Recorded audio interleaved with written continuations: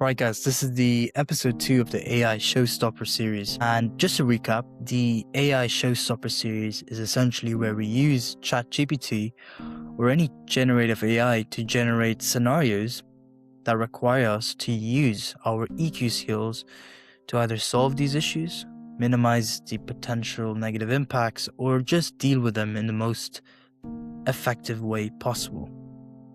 So today's AI Showstopper series would be about a topic I recently talked about, which is loneliness. And yeah, let's get kickstarted. So this scenario is based around a woman called Maya, who's currently situated in Texas in a small little town. This town hardly has a population of 1,000. Imagine a small town with one supermarket, a population of 800 people, one gym, and a really small cinema. She's been working in the finance industry for quite some time in a small firm located in that small town. Has recently gotten a job opportunity in New York. Now, if you guys don't know how New York is, well, New York is a city that never sleeps. It requires a mindset to be in that city because just from watching the movies, you know that city is absolutely fast-paced, doesn't stop, and requires you to be on your toes, hustling and bustling. She accepted the offer, long story short, and she moved to that city that never sleeps, which is New York. She moved to an apartment located in Manhattan, and yeah, that's pretty expensive. I'm making that up. So, okay. Now, the scenario is that this woman, Maya, feels a bit lonely since she's moved to a new city, which is very different from her old city. Or just a new environment in general. Okay, so I'm going to be breaking this down into a small framework. And it's essential to understand that this question is very subjective, and the approaches which could be equipped are very subjective to each person. And you could approach it in your own specific way or in another way. It's totally up to you. And yeah, there could be a more optimal way, there could be a less optimal way, but it's really subjective again. And it's important to mention that as there's no right or wrong answer. And you guys can collaborate and take your own perspectives as well on what to do and what you prioritize. So the first step of my framework, and I think I mentioned this in the first episode of mine or one of the episodes, is awareness. And I think it's really good that Maya is aware that she's feeling lonely in this new city, because awareness is the first step to finding a potential solution. Awareness is a very strong capability. It provides the capability, or it shows that you have the capability to understand yourself, to look at yourself and analyze yourself and understand what's going on. And I think that's what Maya perfectly did. She moved to a new city, which is New York, and she realized, right, I don't have any friends. And that's a specific scenario. I don't have friends. I don't really have a social life. And she's aware of that, and it's super important. Now, I'm not too sure if she accepted the fact that she's actually moved to a new city. Now, let me tell you, in my case, why I'm saying accepting the fact of moving to a new city. Well, I recently moved from Belfast to Hinckley. I think I said that before. Belfast being in Northern Ireland and Hinckley being a small town in England, which hardly has a population. So what I mean by accepting the fact, I didn't really accept the fact or acknowledge the fact that I actually moved. And how I noticed that was that I was really hard on myself. When I did not go out, when I did not socialize, when I found it hard to find new friends or so on, I used to be very hard on myself. And I realized that because I did not accept that I actually moved to a new place, and it's completely normal. It's completely normal not to know anybody. It's completely normal to feel lonely. It's completely normal to want friends. And it's completely normal to require time in order to make those friends, or take that time to make those friends or find connections. And that's the whole essence I'm really trying to talk about, is accepting the fact that you've moved to this new place, and accepting the fact that what you're feeling is completely normal. So just to summarize again, awareness, being aware that you're feeling lonely, is a great first step she's taken. Great first step. Second, which is not too sure if she's taking it, is self-acceptance. Not self-acceptance, rather. It's acceptance of the fact that you've moved to a new place and your emotions are completely normal. And don't judge yourself for feeling those ways. And don't judge yourself for having troubles in initiating a social life or finding the people that you can hang around with. Don't be so hard on yourself. So that's the first step. And awareness and accept. The second part in the framework, which I'd follow, is action. Now, again, action is very subjective. The action you would take from your awareness could be very different from another person. It really depends on your personality, what you like, what you dislike, and so on.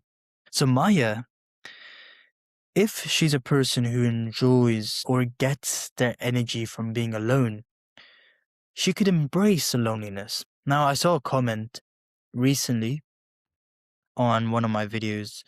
I think, yeah, his name is Abu Bakr, who's a good friend of mine, and he mentioned that loneliness can actually be looked at in a more positive lens, where it can be used as a portal to really understand yourself and sit by yourself and really just contemplate your own emotions. And in the same way, Maya could actually do that. Maya could say, right, I am lonely. Maybe this is a really good time to understand myself, understand who I am on a deeper level. Recently, and again, it's very subjective, but recently I listened to this song, and it's actually from the Spider-Man movie, the animated one with Miles Morales. One of the songs says, if you don't love yourself, you can't really love anybody else.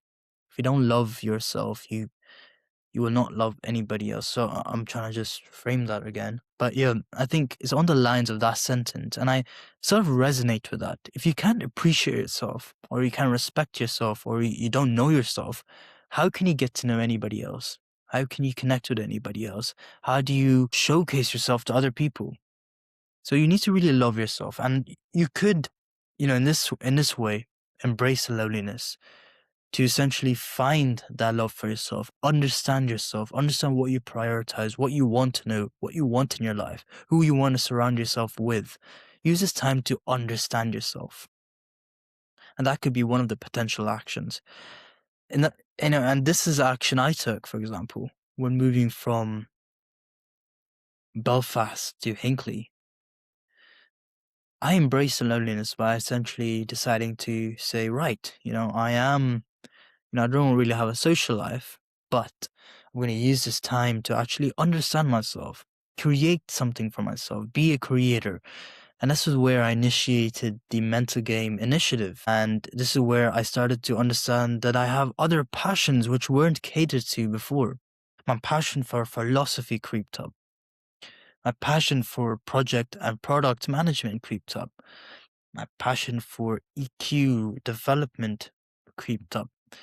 My passion for other areas of computer science creeped up. And you won't know this about yourself unless you spend time in introspection, or you introspect by yourself. And introspection is by yourself. But if you spend time by yourself contemplating your core emotions, will have profound impact. So summarizing, Maya can really embrace the loneliness. The second action is more about the potential ways you can integrate and assimilate.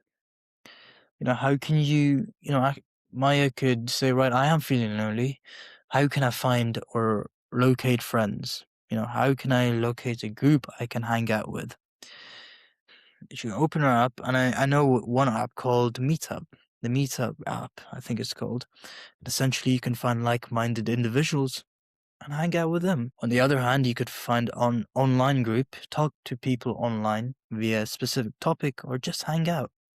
You could find your passion. You could find a class, hang out with like-minded individuals. And it's all about finding ways to minimize that emotion. If you want to find people to hang out with, you have to take certain actions, and you identify the actions via this protocol. The protocol of finding avenues to find people you want to hang out with or potential social groups. On the other hand, you could also go to your office, connect with your coworkers. Really depend on the organization's culture, but it's also possible. It's really possible. So just to summarize, and I'm not going to go so deep into the avenues you could use to find new friends because there's so many avenues nowadays because of technology. But just to summarize, you could embrace aloneness by really using it to discover yourself. And the second one you could do is to pinpoint ways you could find your social group or people you want to hang out with. Now, the last step in the framework is execute. Now, many people, including myself, often say they're going to do something and not do it. I remember I said I'm going to go out to the certain city, and solo travel there. And I still haven't even done that. I still haven't done that because of either way, maybe I can make countless excuses, time, money, fear, there's so many excuses. But yeah, my point being is that I've often said stuff that I'm going to do, but I haven't really done it. So in this last step of the framework, execute, it's all about actually doing it. I probably wonder, how the hell do I actually do it? I have all these fears. Well, another great book by Mel Robbins is the 5-second tool, the 5-second rule, rather. Essentially, where you count backwards from 5 all the way down to 1. So 5, 4, 3, 2, 1. When you reach 1, you actually do the action. You do the actions you've actually pinpointed. Say, for example, one of the actions is to sit by yourself and find a new hobby. And one of those hobbies being video editing.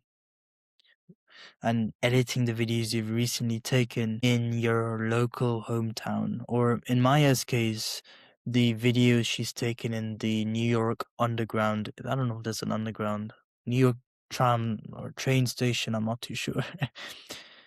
So Maya could use the 5-second rule. She counts back from 5 all the way down to 1. 5, 4, 3, 2, 1. When she reaches 1, she's like, right, it's time to lock in. It's time to actually learn something I actually want to do. I want to learn how to edit these videos, post them online. I want to learn how to express my creativity. I want to learn how to express who I am and my personality. You're probably wondering, why 5 seconds? Well, according to the book, 5 seconds is a perfect amount of time to avoid overthinking. Because often when you go beyond these 5 seconds, you initiate that overthinking state where you overthink decisions. And when you overthink, and this happened to me many times, when you overthink, you don't actually do the specific action because all you think about is the negative stuff that may occur or may happen. So where I'm getting to is that you actually need to do the things you've said you're going to do. You have to execute the actions you've stated, right? Long story short. And this could be done through tools which are implemented by other individuals who have faced very similar issues to you. One of them being Mel Robbins' tools, and there's countless other tools online which deal with procrastination, which deal with fear, which deal with many other issues. And you just need to find ways to actually execute the actions you want to do or the actions you've stated prior. It's like saying doing rather than talking. Do rather than talk. And that's the essence of this last step, is actually to do. And I don't know why I'm emphasizing this so much, but been so many times when I've said I'm going to do this and that, and I haven't even done it. I haven't even stepped one part closer to that, you know. And actually, I just thought of a way you could, ensure that you do the actions you've stated. And one way is maybe creating an action plan. When you identify the specific actions, maybe that's finding a new social group or spending time by yourself to learn philosophy. You could create an action plan, and in this action plan, you specify the action and then ways to actually execute that action. And then also another column which specifies the time frame as to when you want to do it by, and the different resources you need to access, and so on. So there's so many different ways you could actually do rather than talk. Now, yeah, that's the end of the scenario, and I think Maya could implement this framework, which I'm going to summarize now again, and it's going to start with awareness, then action, and then execute. And Maya may benefit from this specific framework. And I'm going to end this off with actually specifying the EQ skills Maya will be utilizing if she follows this framework. I've written them down here. The first one is actually organizational skills.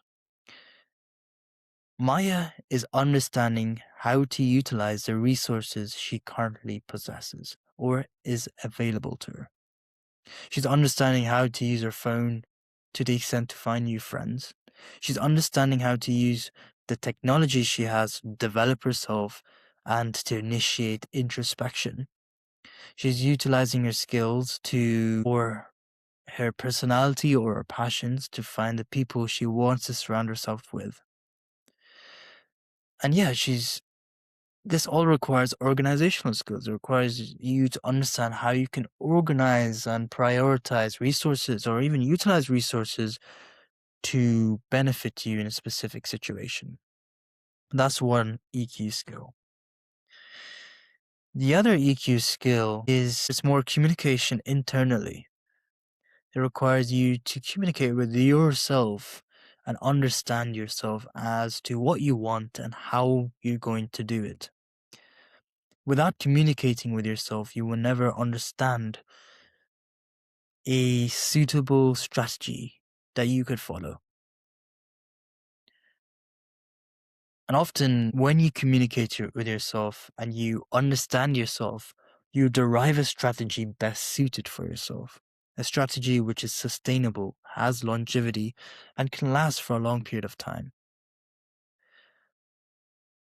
And that's communication internally. I've never really said communication internally, more self-talk, but self-talk or communication internally. So that's 2 EQ skills. There's probably countless others. I'm trying to think of ones. I've written down a few here.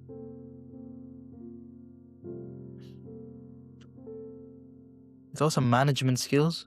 Management skills as to how you can, manage priorities in your life, manage work and also manage your life. How can you balance between the two and ensure that your life is also being complemented whilst your work is also very tedious in tasks and stress and hard work?